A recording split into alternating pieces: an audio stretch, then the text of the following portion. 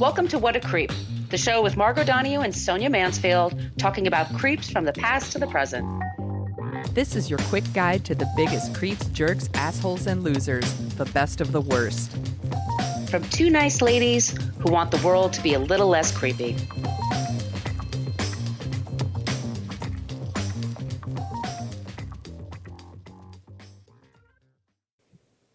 Welcome back to What a Creep. This is Mark O'Donoghue, and my cohort in creepitude, as always, is the amazing Sonia Mansfield. Hey, Sonia. Friend. Hello, my friend. You are out in San Francisco. I am here in Brooklyn, New York. We are two friends that talk about creeps every week. We talk about creeps from the past to the present. Today, we're talking about a world-famous creep that's been around for a long time, a beloved man. This is going to be tough for some people. I did not do any deep digging on this one because I want to hear all the stories from you. Which is what we do. And we want to make things clear. I'm not accusing, this person is not being accused of murder or anything really, horrifying and terrible. You can like someone. He's just a creep. He's just a creep. And you can like someone's work, but just not like how they behave. Those are two separate things. So just keep that in mind. Also, we do have a basic Facebook page. That's where people go to complain about our language. We use salty language, you fucking creeps. Yeah. Woo! Deal with it. And it's also a place where people complain because we don't let them into our private Facebook group. Yes, we do have a Facebook group. You have to answer 3 questions in order to join it. So you type in What a Creep Podcast group in Facebook and ask to join. And we just talk about creeps and pop culture and just stuff. Animals. We post pictures of our pets. It's like a really nice, safe place to hang out. Yes, it is. We're on Twitter. Long as Twitter exists. Did you hear, by the way, Twitter, April 1st? I don't know if it's an April Fool's joke or not. They say they're going to get rid of all the blue checks. People who've had blue checks before, you're going to have to now, right? Whatever. Yeah. So we're on there at Creep Pod because somebody had What a Creep on Twitter for over 10 years and never used it. Creep. We're on Instagram. Please follow us on Instagram at What a Creep Podcast. We also have an old-timey email, whatacreeppodcast@gmail.com. And if you would like some stickers, send us an email, let us know. And wherever you are on the planet of Earth, including, I think it's Sydney or Melbourne, Australia. I just sent some out the other day to somebody who said, I'm on the planet of Earth. Can you please send me one? I said, nice. Nice. So do you want to tell them about our website? Yes, you can go to whatacreeppodcast.com and it's everything you ever wanted to know about our podcast, but we're afraid to ask. It has links to all of our past episodes, and you can dig in a little deeper and open those little blog posty things or whatever we like to call them. And it has all of our show notes, and we link all of our sources for every single episode. We don't make this stuff up, and we want to give credit where credit is due. So go and check them out. It's a great place to learn more about our creeps. If you want to do your own research too, feel free. There is also a link to our merch shop where you can get t-shirts and tote bags and journals and all kinds of awesome stuff with our faces on it. Put our face on your stuff. I'm cracking up over here. Who doesn't want our face on their stuff? Sit on my face and tell me that you love me. That's Monty Python. And there's a link to our Patreon page if you would like to tell them about that, Margot. Absolutely. Patreon. I want to thank Christina and Leslie this past week for joining us. Thank you. We put out 2 bonus episodes a month, and we also have our first 5 seasons up there. I'm about to put season 6 up there. Try to do that 3 times Whoa. fast. Hey-yo. So also a newsletter. That's what you get, and that helps us. Really, it just helps with the bones of putting this all together, the subscriptions and the software and all that crap. So thank you all so much for doing that. And, if money is tight or you want to think of even more ways to help us, follow us on social media and be nice and retweet or whatever. That'd be great. I feel like Twitter's just a dust bowl right now. I don't know how you feel, but it is. Twitter is very strange animal. There's a lot of stuff going on with TikTok right now too. So, follow us on all the things because we never know what's going to happen with those social media channels. So Indeed. Also, you can just, wherever you get your podcasts, be sure to like and subscribe. If you can hit the star button, if they ask you to give stars.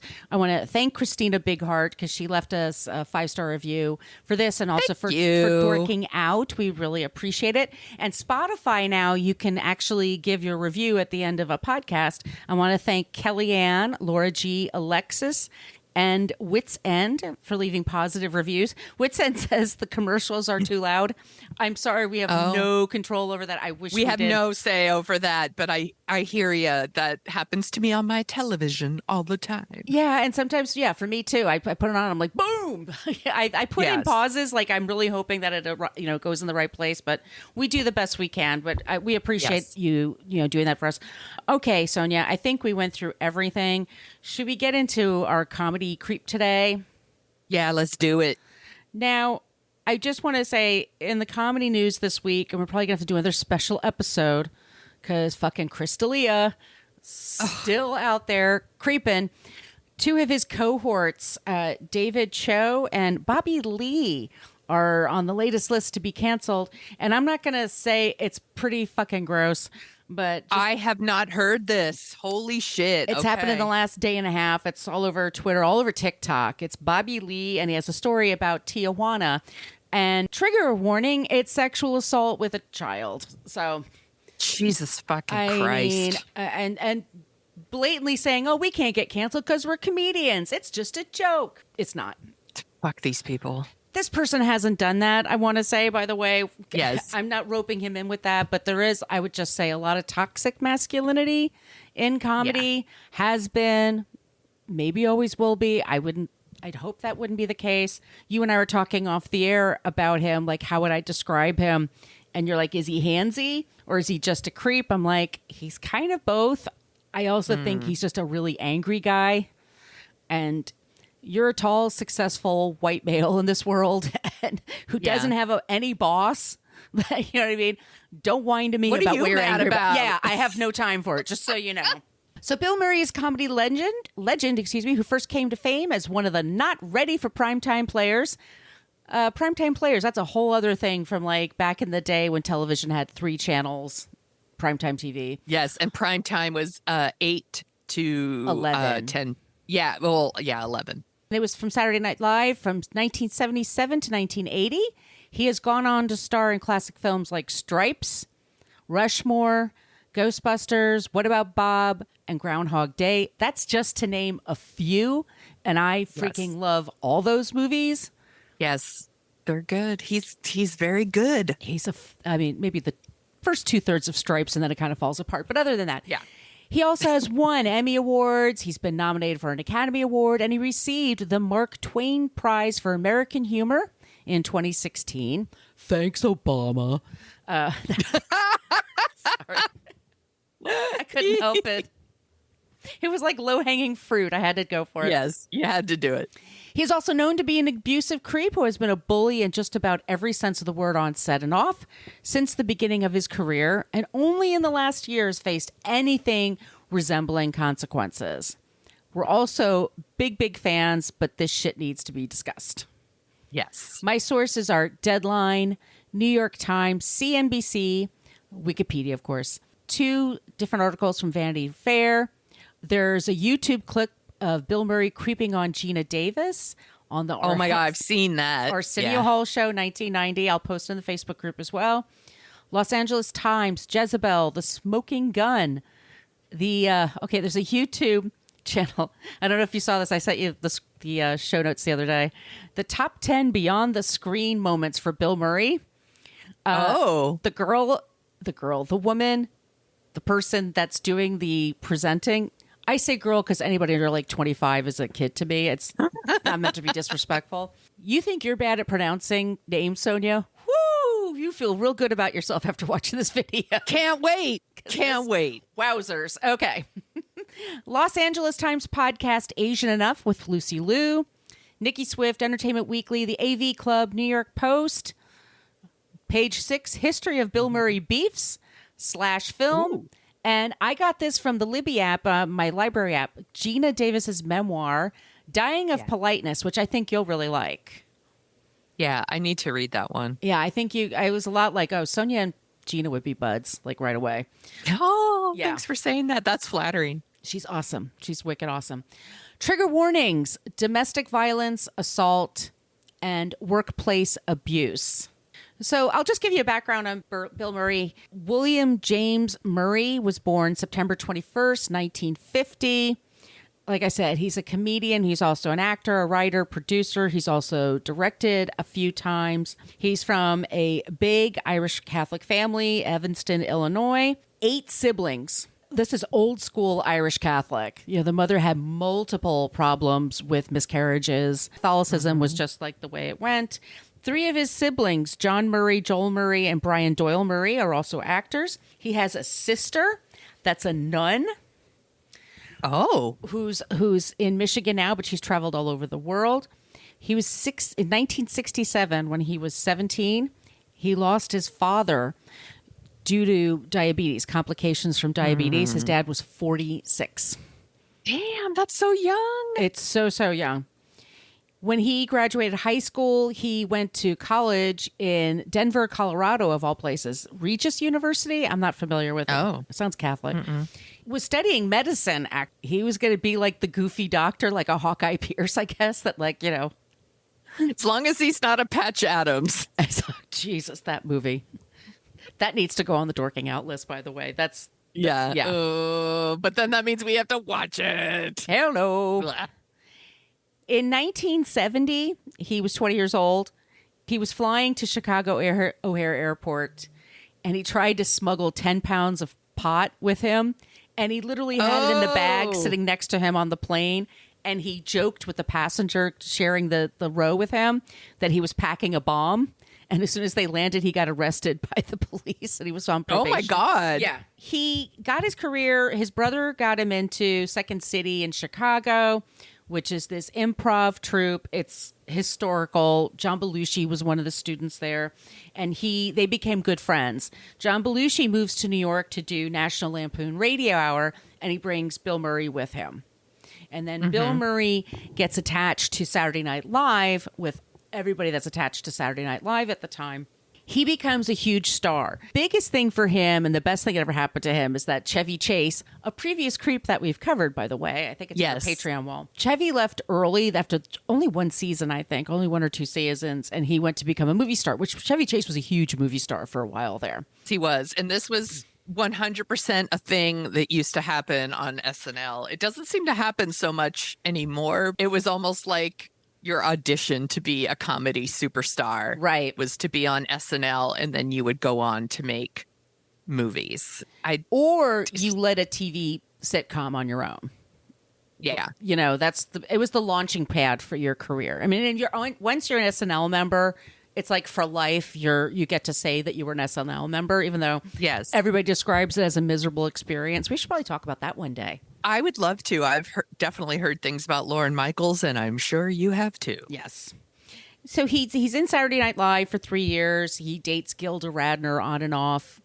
Has a really great time. New York City, young guy, making a lot of money. He's becoming world famous. Let me just say this to you before I forget. Marriages, there's divorces. He has 6 kids. I don't want to mention the kids because their lives are their own lives. You know, nobody's beholden to their parents' reputations. But I wanted to mention, so I don't forget, in 2007, Murray was pulled over by Swedish police on suspicion of driving a golf cart under the influence of alcohol. Oh my God. Where was he driving this golf cart? Was it on a golf course? Or was he just on a freeway? You know what? I didn't look that much into it. Maybe you could look it up. It's Swedish police. Bill Murray, I just feel like if 2007. they're pulling you over in a golf cart, you're not on a golf course. Let's look it up. Let's see. Bill Murray. Swedish police stop Bill Murray in a golf. Here we go. I'm sorry. I'm looking it up right now. He was en route to his hotel. I think he was like on the road. Yeah. Well, if you see a golf cart driving along the road, chances are that person's probably drunk. So good job, Swedish police. You solved it. Murray has this reputation for kind of doing his Hilarious. own thing. He's a Chicago person. Yes. He's well known there. He loves all the Chicago teams. He was in the crowd when the Chicago Cubs won the World Series. He's famous for just like, he would pick a person out of the crowd and say, hey, you want to sit next to me? And they would just like hang out with him. He has supposedly no agent, no publicist, no manager. He supposedly has an 800 number. And if you're interested, you leave him a voicemail. If he's interested, he'll get back to you. He's lost some really great gigs, like Who Framed Roger Rabbit. There's a few ones that he was like, he really regretted. He wanted to be in Little Miss Sunshine. There was a lot of them. Monsters, Inc. he lost. I mean, imagine that money. Answer your phone, dude. Check your phone. Answer your phone. He just doesn't want to be bothered, which is also another thing. Like, I envy, like, to be able to just be like, I just don't want to deal with people. So I'm just going to make it as difficult as possible because everybody wants me. And whatever. Yeah. Well, if you make it difficult for people and then you don't get the jobs you want, that shit ain't on them. That's on you, my dude. You know, we've all heard stories about people who are monsters behind the scenes. And there's people now, I've just heard about, you and I were talking about this like a week or so ago about somebody's like really famous and like a total monster, apparently.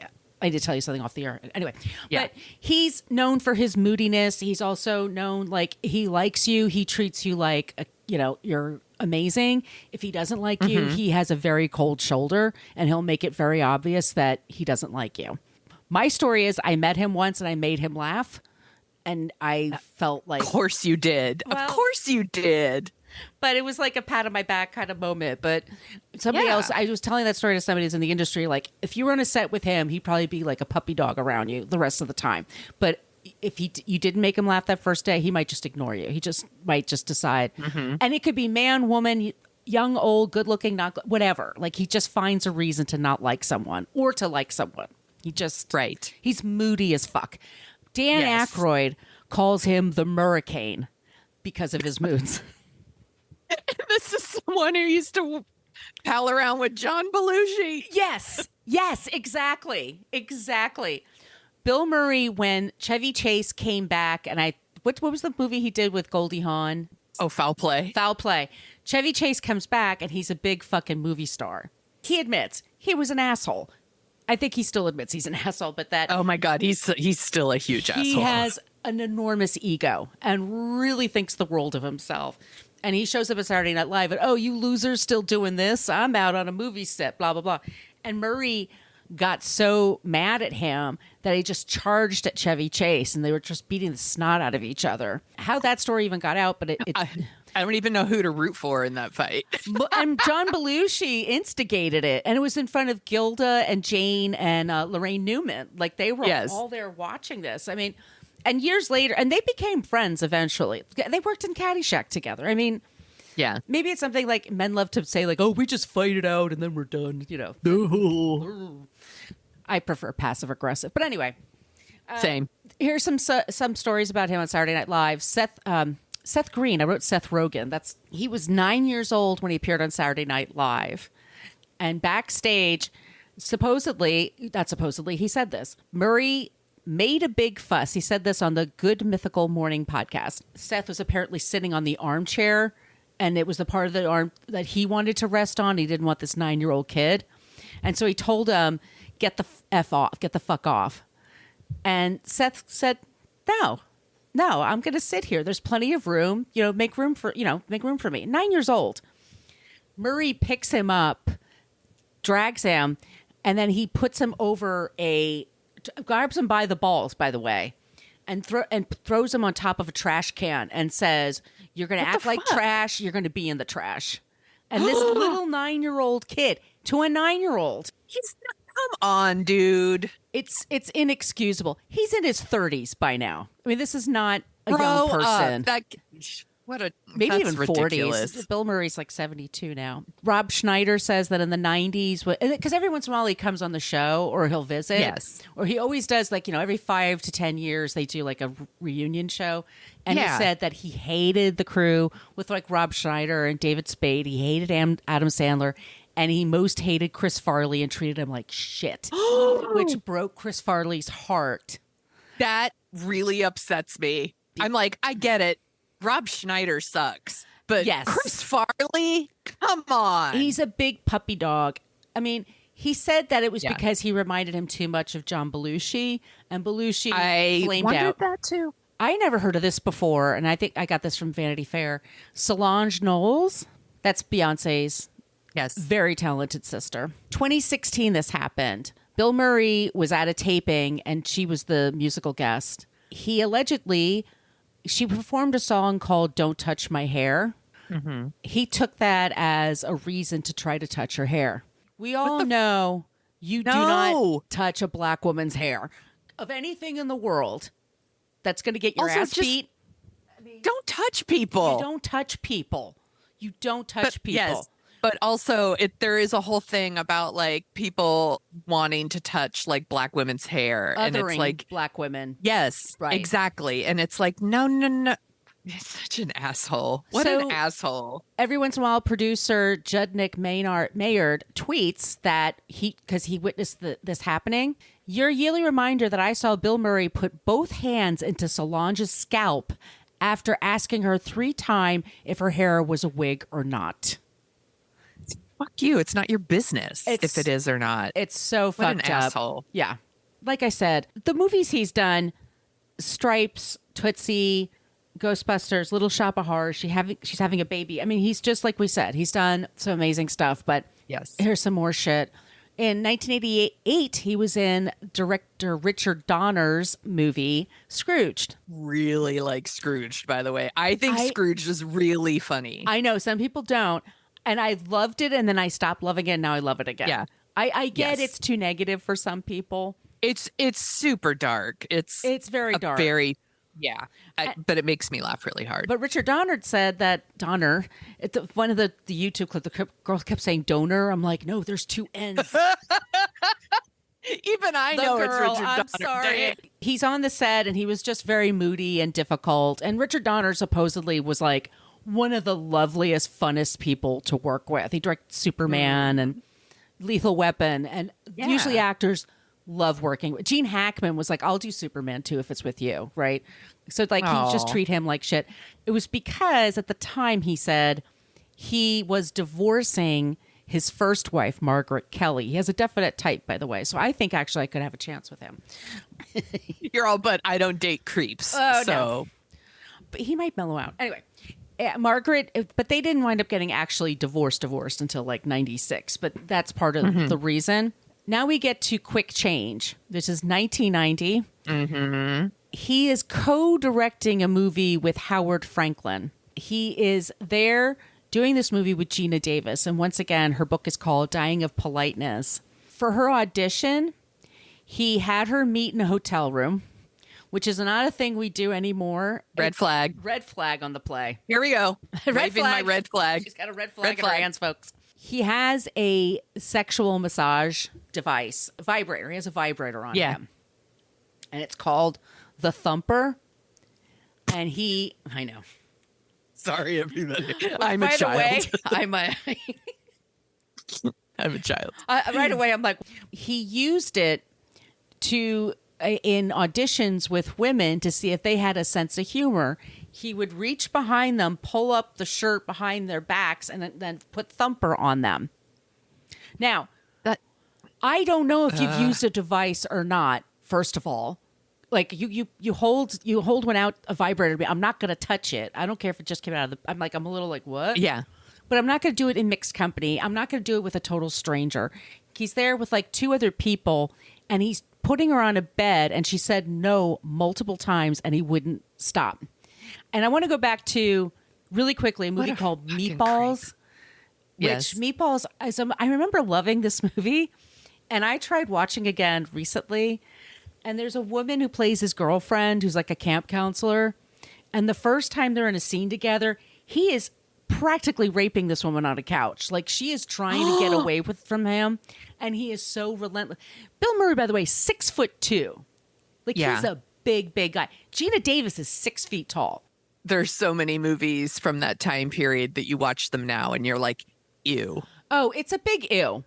But we've all been in that position, by the way. We've been with guys that think they're being funny and I'm your friend. We're just goofing around or whatever. It's never No, nice. they're pushing your boundary because they want to see what they can get away with. Exactly. We learned this in our teenage years. We're not taught to speak out. I mean, thank God this generation is, but Again, dying of politeness, dying right? of We're all politeness. She's lucky to be there. This is Bill Murray. He's a big star. I'm lucky to get this part. By the way, Quick Change is a great movie, by the way. It's about a bank heist. Pretty hilarious. it's got one of my favorite lines. It's like, what kind of clown are you? Crying on the inside kind, I guess. There's also a scene where Gina Davis just looks and goes, "You pig." He's just like, "Pig." He does great faces. He does great reactions. He's great. He's a funny actor. I'm not he is. taking that away from him. And enjoy. Yeah, I'm going to still watch but this he's movie. also a fucking creep. He's a fucking creep. So that's the audition. She gets the job because she eventually lets him use Thumper on her back. Oh, brother. I can't imagine. Just trying I to can. work. Yeah, she's just trying to fucking work. Anyway, they get on, they're filming the movie, and she's in her trailer, and they're trying to set up, and she's doing a scene with the crew, but she doesn't have any lines, but she has to look a particular way, because like she's wearing costumes in the movie, and they're putting her together, and it's taking a long time to put her together, and it's not her fault. It's just, they're just taking a while to get her costume together. Bill Murray starts screaming with one of those, what are those things you put Bullhorns. Bullhorn. Get out of the truck, get out of the trailer, we're filming. And she's like, I don't know what to do because we're not ready. He goes into the trailer and grabs her, pulls her out, puts her on the set, says, all right, now go. And they just film the scene. She's not ready. She has no time she just has to do it. Grow up, dude. Grow up. And how do you think the rest of the crew is going to treat her now that you've shown? Yeah. Like nobody ever thinks of that. They only No, they don't. In Well, front he of doesn't. No. 300 people. And she said part of that was to exert his authority on the set. Mm-hmm.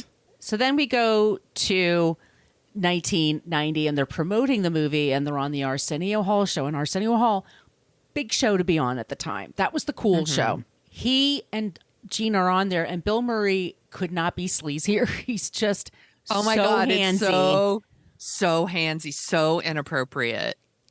And I'm sure he thinks he's paying her a huge compliment. And she's a beautiful woman dressed to the nines. She's Gina fucking Davis. She's fucking gorgeous. Davis, right? She's also doing a job. Like everyone's doing their jobs right now. Their job is promoting. And she's married at the time. You know, it's like there's no reason to behave this way. But no boundaries. 1991, directed by Frank Oz. What About Bob? A movie I fucking love. I'm sailing. I'm baby stepping up doing the work. It's with Richard Dreyfuss. And Richard Dreyfuss is his own thing. We'll probably talk about one day. But he talks about how the experience was completely miserable, that Bill Murray just teased him relentlessly throughout the shoot. Ben Dreyfuss is Richard Dreyfuss' son. He was just a kid at the time when they were filming this, but he saw all this happen. That Bill Murray, at one point, Dreyfuss, he tried to work on the script, like he said, tweak the script. So he was trying to fix the script with Bill Murray, and Bill Murray got so upset with him. He gets in his face and he screams. And he's like a good 7-8 inches taller than Richard Dreyfuss, right? Yes. Everyone hates you. You are tolerated. Screaming that in his face. God. Then he leans back. Super professional. I mean, what are you supposed to do with that? Like, no, everyone likes me. Like, what are you going to get in a fight now? You're going to he's a big ass star. He gets away with what he wants. Then Bill Murray takes an ashtray and throws it at him. Like he screams at him and then he throws an ashtray at him. It just misses him. And it weighed almost a pound. Like it was a super heavy fucking ashtray. He said that he was a drunken Irish bully. That was just wow. And he says he's forgiven him since then, but they've never worked together since. Yeah. Another person is Laura Ziskin. She's a big time Hollywood producer and she produced this movie. Bill Murray one day goes up to her and he wants to take a 3-day weekend. So he asks for an extra day off and she said, no, we got to film. I can't give that to you. He got super mad at her, threw her into a lake, and made He threw a producer into the lake. Threw her into the lake because, and he tried to make it look like it was a big joke, but she knew it was punishment for telling him no. And then he got mad at her about something else, and they were in a parking lot. He then grabbed her sunglasses off her face and then threw them on the ground and jumped on them and broke them and then took off. Oh my God, what a fucking child. Yeah. She said she was furious at the time, but she says, I've produced a dozen movies and I can safely say it is not a calm behavior. But that's just, Bill Murray being Bill Murray. He's got to just, if he doesn't get his way. He's going to be a dick to you. Every woman that's ever had to deal with a schmuck, I'm like, but I still think I have a chance. So you're saying there's a chance? There's a chance. Okay. I'm wondering though, like if a male producer told him he couldn't have the day off. I honestly think he's equal opportunity. Would he have thrown a man in a lake though? Maybe. Or would he just have been? Maybe. I think that's the thing for him. I would say this: he's equal to opportunity shithead. He doesn't pick on one particular. It's whoever is in his way. Good for him. Yeah, exactly. Progress. He and director Harold Ramis had been friends since the 80s. They were in a lot of movies together. Ramis directed him in a bunch of stuff. R.I.P. Such a funny man. Ramis. He was so funny. I have friends that have the biggest crush on him from Ghostbusters. Like, oh my God, Egon. Egon's a type. Just my type. Yep. Just my type. Super intelligent, funny. Yeah. Mm-hmm. So Bill Murray, they work together on Groundhog Day, and apparently, and quite often this happens, the script is not in great shape when they start. Everybody has a different idea of what the tone is and what they're going for. But Bill Murray, just so miserable this entire shoot. He and Ramis had such a hard time communicating what the problems were, what needed to be, whatever, that Harold Ramis said to him, and this is according to his daughter, who wrote a book about her father, Life with My Dad, Harold Ramis, that he told Bill Murray, you know what? I want you to get an assistant, and then we're going to communicate through the assistant, because I can't get anything done. You want me to stop everything to deal with you. So get an assistant, and we'll just deal with that. And he said, Bill says, okay. He hires a woman who is deaf and only knows ASL, doesn't do any verbal speaking, and doesn't read lips. And nobody on the set knows ASL, which is American Sign Language, if you don't know. That puts her in a shitty position. They fired her after a week because, I'm sure they paid her for the whatever, but it still, puts her in an awkward place. What's she supposed to do? Right. Or Harold Ramis. And Harold Ramis was furious. And this went on and on and on. And people say, you can hire Bill Murray. There's no guarantee he'll show up. There's no guarantee he'll be in a decent mood. There's no guarantee he'll have any pages remembered or anything. And Harold Ramis got really sick of it. And they're about equal height. He grabbed Bill Murray by the collar and threw him against a wall at one point. And just out of frustration, Bill Murray stopped talking to him and wouldn't talk to him for another 20 years. Wow. And that was not until Harold was on his deathbed, basically, in the hospital. And then Bill Murray kind of came. How sad is that? Pathetic. All that wasted time. I have people I don't talk to, but for good and sufficient reason, not because... Right. Not because I was a dick and they called me out on it. Yeah, or we just had a project and it didn't work. I mean, you'd think after a few years, you'd be like, all right. Right. We've known each other forever. What's the big deal? Let's fast forward to the year 2000 and Charlie's Angels. Mm-hmm. The director is Mick G. Yes. And one of the stars is Lucy Liu. I love the original Charlie's Angels movie. Do too. I think it's so good. I think it's the tone is great. I think they work well together. They look great together. It's so fun. It is such a fun movie. So he's playing Bosley to these women, and he went up to Lucy Liu on the set, and on the first time they meet each other, and they're all sitting together. So it's Drew Barrymore, Cameron Diaz, Bill Murray, and then the crew. And he's looking around and he stares at Lucy Liu and goes, I'm noticing something. You're different from everybody else here. I wonder what it is. And she's just looking at him. The only Asian person on the set. Yeah. Yeah, we get it, Bill Murray. That's actually what we're addressing. Actually, what you're pointing out is a problem, but he doesn't think it's a problem. I'm sure he just thinks it's hilarious. No, he was mad at her. He didn't like the fact that she was hired. He's like, I don't think she's funny. I don't know why. What does she bring to all this? He just hated her on sight and gave her ridiculous. A really hard time.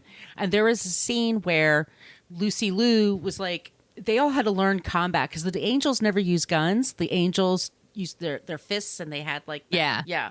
So she was in a scene, and Bill Murray was being a dick, and she was punching anyway in the scene. So she just turned around and started punching him. Good for her. Good for her, because she was tired of his crap. He was constantly like putting her down, like every time she read a line, every time they did a scene together, he just acted like she was the problem. What an asshole! Because she's a delight. I love Lucy Liu. I think she's amazing, and she was hilarious. She's the only good thing about what was that? Callista Flockhart. Oh, Ally McBeal. She was great on that. She was. I agree. Director Mick G said that Bill Murray was an asshole, very tough to deal with. He was rude to his actors. He claims that Bill Murray headbutted him. Bill Murray says that's a big fat lie, and he wishes that he had lanced the guy. I tend to believe McG on this one. I'm with McG. Let's go to 2004, Wes Anderson's Life Aquatic with Steve Zissou. I can't sit through this movie, but some people love it. You know what? Wes Anderson movies are an acquired taste. I like most of them, and I have found them to get a little too precious for me as they've gone on. Right. I think I wanted Life Aquatic to be more like Rushmore. I love Rushmore. So when I saw Life Aquatic the first time, I was like, meh. But then I saw it again and liked it more the second time. Well, Angelica Houston didn't like working with him. This does not surprise me. Once again, he just picked somebody he doesn't like on a set. And he, for whatever reason, decided he didn't like her. So she told Vulture, and she also had her own autobiography. They were filming in Italy, the whole shoot. Mm-hmm. And pretty early into the whole production, he made a big deal about having a big dinner with the entire cast. He invited every single person except her. That's so fucked up. That's really fucked up. That's mean. It's just mean. It's just mean. Like my mom says, we invite all the kids or we invite none of the kids. Like when I had a birthday party, like you have to, you don't do that to people. You don't make them feel excluded. It puts everybody in this shitty position. All the actors shared. They lived at the same hotel. They were all stayed in the same hotel. And she's like, she could feel it. She started crying because they're all getting ready to go. And they're all looking at her like, we're sorry. What do? We can't say no. You know, they could. Exactly. Yeah. I mean, they could band together and take him aside. But he put them in a shitty position. He put everyone in a shitty position. So she was super, super hurt by that. And then later in the shoot, they were in Florence. And he went up to her and goes, I haven't seen you in a while. How are you? You look great. I missed you. And she's like, you're full of shit. You don't miss me. Fuck you. And he says, what are you talking about? And she explained what he did. And she said, like, he was really sorry. He didn't realize he had done it. I'm like, he's now in his 60s, like 50s and 60s. Like, come on. You know. She should have invited everyone to dinner except for him. I think, the going away party.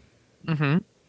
Later on, she said, though, when her husband died, he showed up. Not only did he go to the funeral, she said he actually showed up and like checked in on her and said nobody else really did. So maybe there's some hope. This is not fun. Murray's second wife is Jennifer Butler. They were married 2008. They were married for about 11 years. He was divorced in 96 and I think they got married in 97. And she's from the business, like she was in costumes and designs, but she'd done some acting as well. And they were living in South Carolina. And they moved to South Carolina. They had a place in New York and a place in LA, like everybody does, and the Hamptons and shit like that. But his drinking was so bad. She said it was adultery, addiction to marijuana and alcohol, abusive behavior, sexual addictions, and frequent abandonment. Right? So She had him move to Charleston, South Carolina, and they had 4 sons. They filed for divorce in 2008. She had said that adultery and the abusive behavior, she said one time he punched her in the face and said that she was lucky he didn't kill her. She had, when she filed for divorce and he gave her a hard time about paying her and shit like that. Just pay the fucking money. What do you mean? Seriously, own your shit. She had to get a restraining order. And this is how like nasty things get. I looked this up and I'll send it to you. I've never heard this. I've never heard this stuff about Bill Murray. You didn't know that? Mm-mm. It was in the papers. So I don't remember. She files for divorce, and that's in late May, like around Memorial Day. So in the New York Post, they post a story June 8th, and I'll send you a copy of this. Do a Google search and it comes up. Yeah. Cops call on boozy wife of Bill Murray. So she's drunk at her house and she's like talking loud and her neighbors call the cops. So like all of a sudden all these cops show up. And so Bill Murray's people are planting this story to Page 6. That's what I'm saying. His lawyer or somebody did that shit, did her dirty. Yes. She passed away a couple of years ago. So anyway, so the last thing we'll talk about today is the movie Being Mortal, which I don't know even what state it is now, but it's based on a book. It's being directed by Aziz Ansari. And last April, Murray showed up on set, essentially straddled a woman in a chair and attempted to kiss her in front of the whole crew and was grabbing at her. They had to shut production down because there were witnesses everywhere. What the fuck? And it was really bad. Because this isn't even like, this is low-level Murray, but he was really going at it. Aziz Ansari's all, God damn it. I'm trying to make a comeback here, you prick. For being a handsy asshole. Yes. Yes. So Bill Murray was like, he gets fired from the set. They had to shut the production down. And he basically had to pay $100,000. And it was described in one of the articles to the much younger female crew member. At the time, so yeah, when the Times asked him about like his attitude, he says, "Look, I will dismiss you completely if you're unprofessional and working with me. When our relationship is professional and you're not getting that done, forget it." Which is bullshit. He's doing this to people. Yes, he's being the most unprofessional of everybody. There's nothing professional about any of this. No, he gets to do whatever he wants. Everyone else needs to do what he wants them to do, or they're being unprofessional. Exactly. Yes. His needs being met is like a really upsetting thing, and everyone needs to make it their problem. Yes. That's our creep this week. Child. Yes. Bill Murray. Good job, friend. Thank you, my friend. I hadn't heard some of these stories. What a creep. Yeah. It's really messed up. That's like the definition of creep. Like in that, we've done a lot of serial killers, serial killers and rapists and murderers and things like that. But most of the time when women are like, what a creep, they're talking about someone like Bill Murray, who gets like away someone with who it. Gets away with it, maybe just pushes it a little too far. That's a creep. Good job. And they're surrounded by people who just like to be around him, so they don't say anything. Yeah. Yeah. And he has made a lot of really good movies, and he has, and enjoy them. Yeah, and he brings something to his productions that make people want to work with him. Like, I get it. There's a trade-off, you know, of what and that sucks. Especially like you're 70 years old and you're pulling this shit. Like, yeah, seriously, really? Grow up, dude. Grow up. Taking Here's the thing, and the stories that like you're telling, that just means there's even more out there. They're just not being told, right? Those are the ones that people feel comfortable sharing. There are so many people on Saturday Night Live that would love to say more and feel like they can't. For sure. Please. I mean, yeah. Yeah, I do. Let me, why don't we take a break? I'm going to refill my drink and then you'll take us to where our non-creep is.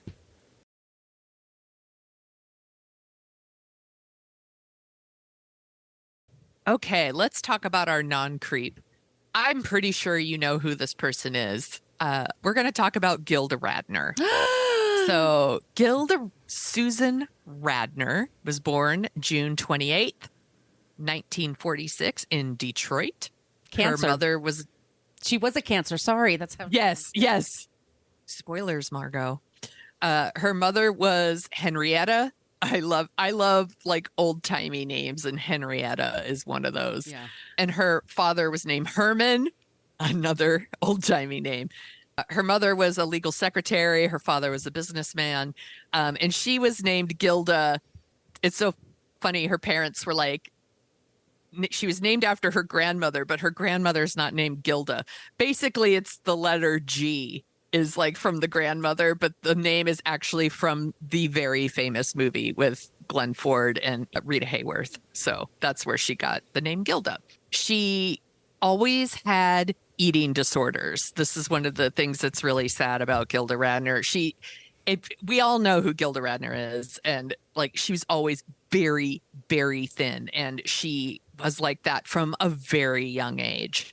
She said that she would binge eat and then she would like starve herself, so her weight would go up to like she's little, and she'd get up to like 160 pounds, and then she'd be like 93 pounds. And her mom was so worried about her weight that she took her to a doctor, and they put her on diet pills. She was 10 years old. That'll like really mess with your head And your metabolism. Poor thing. Yeah. So a lifelong issue with like eating disorders. She attended the University of Michigan. She dropped out her senior year and to follow a boyfriend who was going to Toronto. That's something I would do. Yeah. And while she was there, she appeared in a 1972 production of Godspell, and her fellow castmates, this is bananas, Eugene Levy, Andrea Martin, Victor Garber, Martin Short, and Paul Schaefer. Never heard of any of these people. Yeah, they're all who I don't know. While she was doing that, she also had an on-again, off-again relationship with Martin Short. From there, she joined Second City, which is obviously very famous. She was a featured player in National Lampoon Radio Hour, which we talked about with Bill Murray was on there, but also John Belushi, Chevy Chase, Richard Belzer, the Bells. Bill Murray, and then his brother, Brian Doyle Murphy. Very funny actor, by the way. Yes, he is, for sure. After that, it was Saturday Night Live. She was the first of the not ready for primetime players. She was the first person cast for SNL. And it was a lot of these same people, Chevy Chase, Bill Murray, John Belushi, all these people. She wrote and performed a lot of her own material there. She collaborated with another writer named Alan Zweibel. Zweibel, thank you. Richard Donner. No. And she had a lot of really great sketch. Like, go back and watch like Best of Gilda Radner, Rosanna Dana, her Barbara Wawa. Walters. Yeah, so funny. Lisa she's Lupner. just a delight. Yes. She had a reoccurring skit that she would do with Bill Murray where they were like these dorks, and she did have like several flings with male cast members on SNL, including Bill Murray, who apparently treated her horribly. Yeah. I guess we shouldn't be surprised by that. She also went out with his brother, and she went out with Dan Aykroyd. And I'm like, girl, get it. I get it. Apparently she also Aykroyd was hot. She also hooked up with Harold Ramis at one point, and Good she for told you. friends. Same. By the way, I totally would have hooked up with all of these people. Absolutely. Are you kidding there's me? There's no judgment here. No. She told a friend once that she couldn't watch the movies Ghostbusters because it included so many of her ex-boyfriends. And I'm like, what a shame, because it's such a good movie, but I get it. If she grabbed Ernie Hudson, I'd be super jealous. And she starts going out with Walter, the guy who plays Walter Peck. She goes out with Rick Moranis. She goes out with Sigourney Weaver. I get it. She was out with Zool. There is no Gilda, only Zool.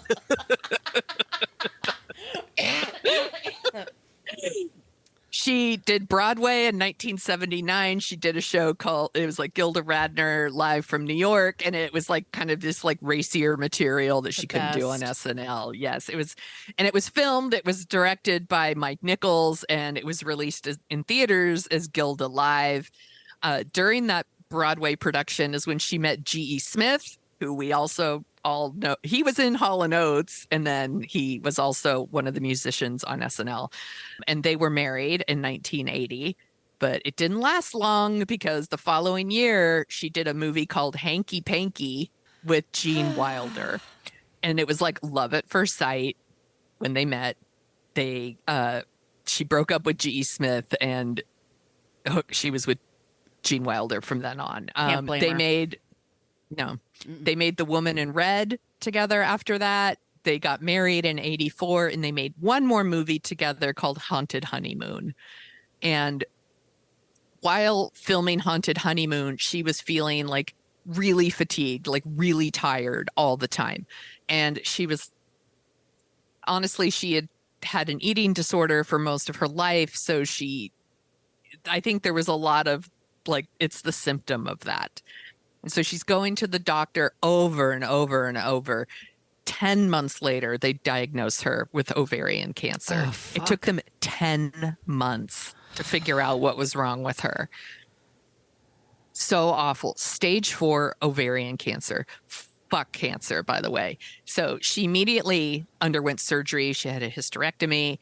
They removed a grapefruit-sized tumor from her abdomen. It's so upsetting. And she had to do chemo and radiation. And that shit is really painful. It's like physically painful. It's emotionally painful. It's a lot. Her cancer went into remission, but then it came back like a year later. She also wrote a book during this time called It's Always Something, where she talked a lot about what she was going through. In May 1989, she went into the hospital to get a CT scan so that they could see where the cancer is and all this stuff. And they gave her a sedative. And from then on, she went into a coma and she did not wake up. It's really, really sad. And it's really scary because you're going in for a CT scan is not. No, I would do it at lunchtime. It ain't no thing. Right. Like, and they give you a sedative because CT scans, MRIs, things like that. Sometimes you're in like a tube and it can be very claustrophobic. So it's super common to give people a sedative so that maybe you kind of sleep while you're in there so you don't freak out. But she never woke up. She died 3 days later. It's so awful. But the cause of death is ovarian cancer. One of her things that she had told Gene Wilder when, during the second time she was dealing with this was that she wanted her struggles, her illness to be used to help other people. So from there, like he established the Gilda Radner Hereditary Cancer Program at Cedars-Sinai. It's about getting screening for people who are high risk. Like we know this stuff now. This is hereditary. Cancer can be hereditary, and you can do a lot of tests to like see if you have the genes for this sort of thing. But that wasn't it wasn't common knowledge at the time. And so they started this program to help identify people that are higher risk, get them those screenings that they need. It turned out it took her 10 months to get diagnosed. If she had been diagnosed earlier, early prevention is catching the shit early is the key always. And it's just really sad. The whole thing really upsets me. After she died, Gene Wilder really took with her memory, like went and did the things that she asked him to do. And he testified before a congressional committee about this, like trying to get more money for research. A ton of people started registering in the it's called the Familia Ovarian Cancer Registry. It's like a database that you can like register in for research. All these people started doing it. Oh, and then he also started something called Gilda's Club because she had written in her book getting cancer and surviving cancer makes you like you're part of an elite club that I'd rather not belong to. Mm-hmm. And so he called it Gilda's Club, and it's a place where people could, it's all over the country and all over Canada, and it was like provided like emotional and social support for cancer patients, but also to their friends and family, because we need to take care of those people too, so that they can best support the people who have cancer. And eventually that merged with something called the wellness community. So if you see something called like wellness community or a cancer support community, those are connected to Gilda's Club. So if you see those, they started from Gilda's Club. So that's our non-creep Gilda Radner. I'm sorry if I got a little scattered at the end. This one hits me a little hard. Do you remember when she was on the Gary Shandling show? Yes. So Gary Shandling, before he had the Larry Sanders Show, he had the Gary Shandling Show on Fox, and he played this guy who he broke the fourth wall and just talked to the audience the whole time. It had the best theme song. It was like, this is the theme to Gary Show. The Gary Show. The theme to Gary Show. This is the song that you listen to as you watch the credits. Alan Swibel was a part of it. It's so good. It was so good. She appeared on the show and she had been sick and nobody had heard from her in a while. And when she showed up, if you watch that clip, I'm going to cry because it's like the thundering applause from the audience. People loved Gilda. Like no one had a problem with Gilda Radner ever. And and she just looked so happy and triumphant. And apparently one of the last times everyone from SNL saw her was Lorraine Newman had a birthday party and Gilda showed up and everybody was there, and like she was getting ready to a bunch of I think it was like Bill Murray and like I don't remember who the other people were, but a couple of them like picked her up and they were like carrying her around so that she could like say goodbye to everybody and goodbye. I think it was like, hey, bye, see you later, I'm leaving the party. But like it turned out it was the last time that they were. It's just really fuck cancer. Fuck cancer, man. Nice job, Sonia. Thank you. Okay, everyone, that's the episode this week. We'll be back soon next week with a whole new creep. It'll be my birthday in between. Just keeping that out there, March 29th. Write that down. Birthday week. That's what it's going to be. So, Sonia, we also co-host a show called Dorking Out, where we dork out about movies. What are we going to be dorking out about next? Gee, I'm so excited. This shit's my favorite. So Adam is coming on, Adam Risky from F This Movie, and we are taking on another 90s thriller.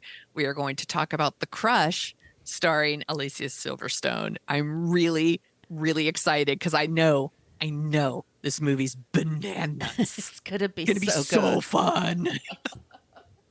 So be on the lookout for that one. Also, please follow us on all the social media things that we mentioned before, and please send us your suggestions for creeps and also non-creeps. We have a hard time finding non-creeps sometimes, and especially you're all over the world. So wherever you are, we love learning about new creeps and non-creeps. Reach out to us, and we love it when you use the Annie Potts gift. We got one from Ghostbusters. Talking a lot about Ghostbusters today, aren't we? Yes, it's true. This man has no dick.